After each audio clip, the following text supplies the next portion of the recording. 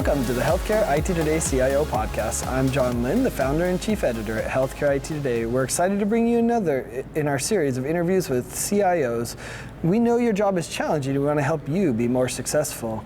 And we're here at the HCP Conference, and our guest today is Donald McGruder. He's the Chief Information and Revenue Integrity Officer at South Shore Hospital in Chicago. Welcome. Well, thank you, John, for having me.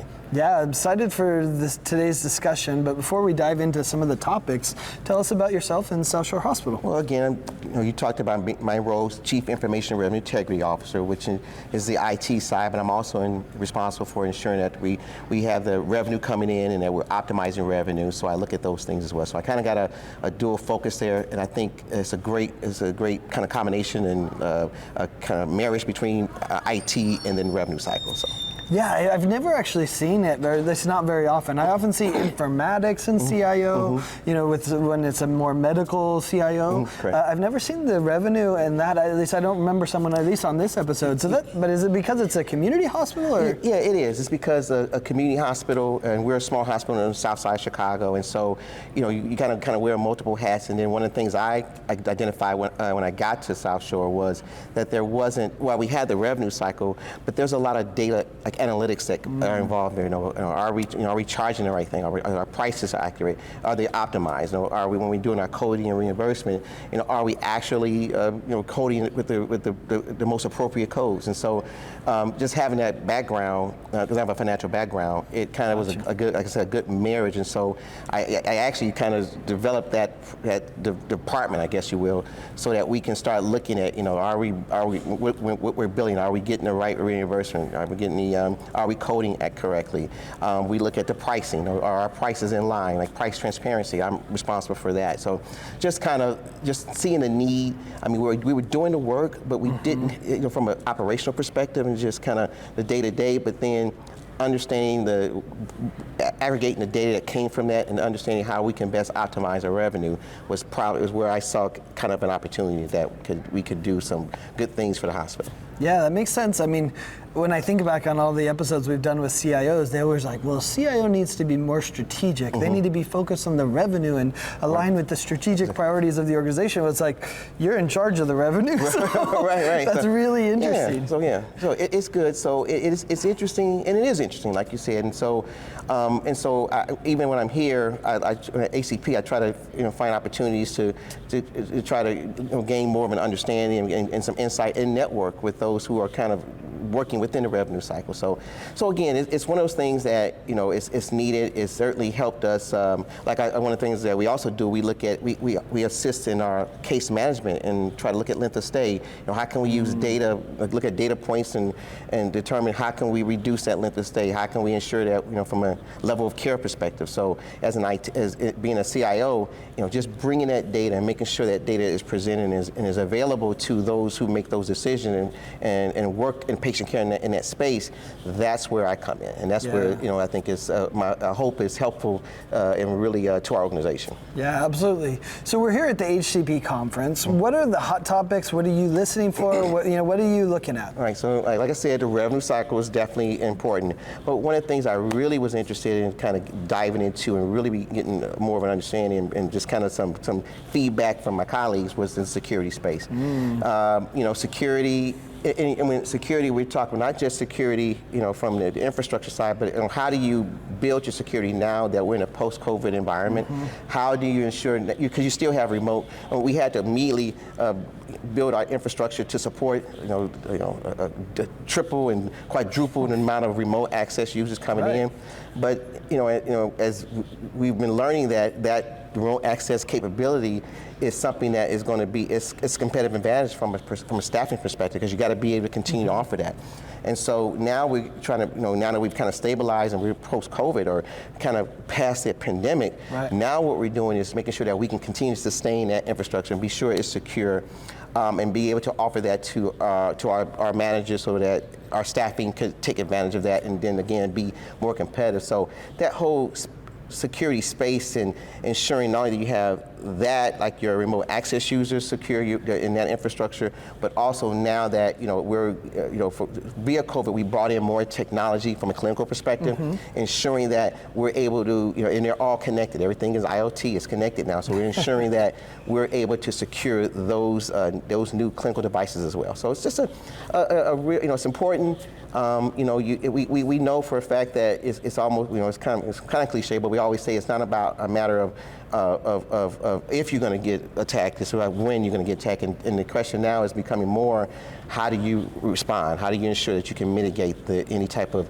impact that any attack would have? So yeah, absolutely. And I hear that from everyone. Like, we're going to be breached at some point. Correct. The question is, what's our response? Absolutely. How can we mitigate, the damage if a breach does occur?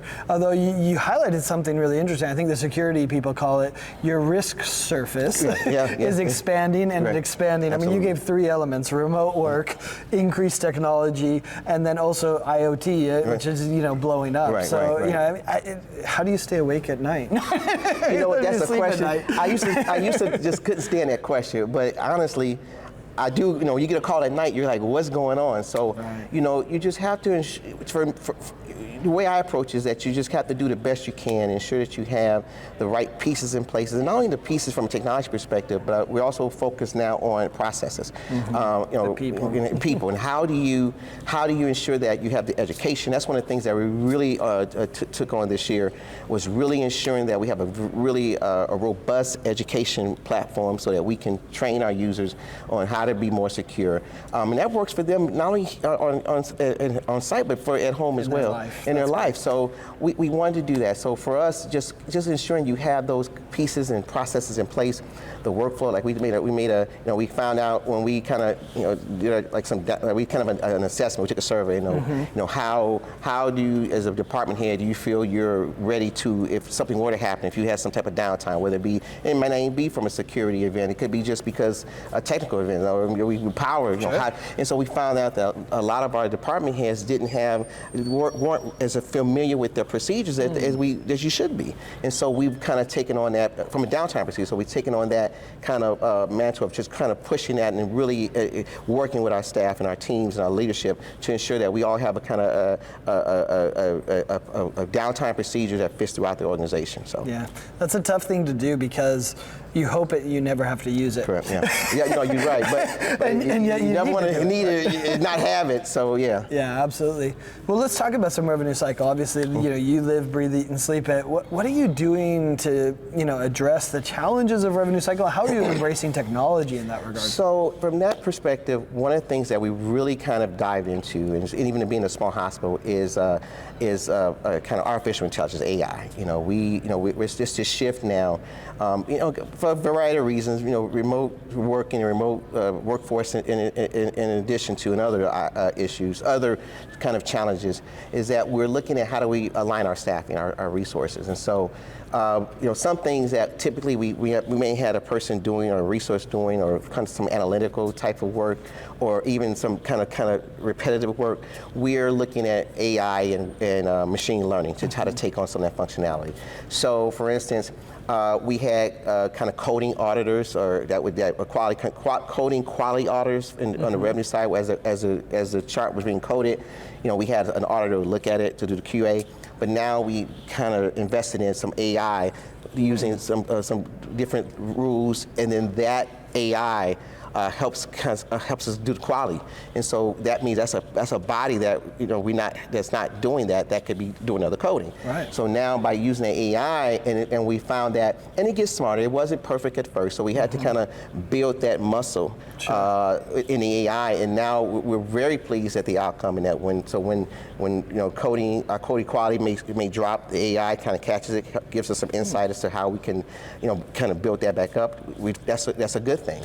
Right. We also use machine learning in that, again, kind of capturing some of the repetitive steps. Like there's when we may look at how do we, for instance, certain types of billing that just is constant, rather than have our billers do that, and it's just a repetitive. It's the same type of process. It's a reoccurring visit. So once we have that visit set up, then we have the machine learning just going, kind of tick the boxes for us and send the bill out. So things like that. are helping us align, and we're doing that to align resources, because one of the things on a revenue side we notice is that it's very competitive for staffing, because now because you're not actually looking at patient care, because a lot of those staff that staff can do things remotely.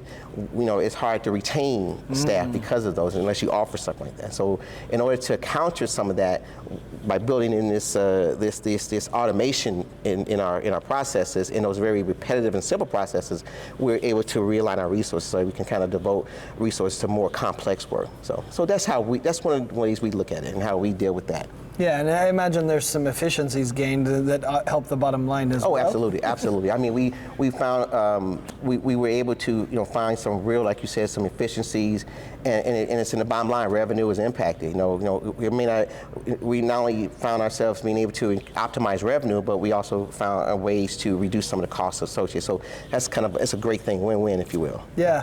Well, and I imagine you're not building this AI in-house. Are you working with partners to do that? How do you approach that partnership? That's a great versus, question. It's always interesting, especially community hospitals, often under-resourced, I think, generally. So how do you approach that from a partnership versus, hey, we should do this in-house? Right. One of the things that is fortunate, it wasn't this event, but a very similar one. So that's why I like coming to these. But a very similar, kind of a session networking opportunity, such as HCP. I was able to meet the developers that we eventually partner with, but it's these opportunities to kind of talk to colleagues, because like you said, community hospitals, we're not typically exposed to this. So you get the opportunity to meet the big players, and in my background itself, I had the fortune and to be able to, I've been fortunate enough to come from larger, one of the largest hospital corporations in the country, and so having that experience, to be able to have the opportunity to see what was available and the technology that was available, and what could be done, and to bring that, my passion is to bring that to the community hospital and critical access hospital space and the safety net hospital. So having said that, and having the opportunity to network with some of the players who have kind of just have access to those resources, you get to learn, and it was because of that I was able to find an ideal partner who could scale up and scale down based upon our needs. You don't want to get a company that's all they deal with is academic and multi-hospital systems. So you want to be able to have those partners that can scale down and really meet you where you are, and we were been very fortunate to find a partner in that, and I've been very pleased with. I mean, to be able to say, as a community small safety net hospital, where you're looking at over 60 or 70% Medicare and Medicaid, and in a very high minority population, and to be, say, you're in an urban area, or for a critical hospital, to be that type of hospital and have access to these types of technologies, and to have that on site is really one of the things that I've really tried to kind of shape my career around, and being able to do that and provide that type of access, and just for disproportionate care. To be able to do that has been one of my passions. So yeah, that's awesome. Well, and credit to HCP, you can come here for free. Yeah, right. Absolutely. Which is accessible for any hospital, any organization that they provide that opportunity to come and be able to have that collaboration. Makes sense. So as we kind of wrap up, we always like to end with some career advice. What would you say to someone who maybe they're working at one of those larger organizations like you were? What advice would you give them to kind of make that transition from there to becoming a CIO? Right. So for me, it was I had to find my passion, and my passion. I had done consulting. I've done, like I said, larger hospitals, and then larger systems. And so I felt, for me, I just really, my passion was to really serve, in the community which I live. And so I think that what I would advise and recommend, especially, for leadership, CIOs, aspiring CIOs of color, to be able to, kind of work, try to find opportunities to kind of serve your community. Where's your passion? If that's your passion, then follow your passion, do what you love to do, and then for me, it's so rewarding. It's just for me.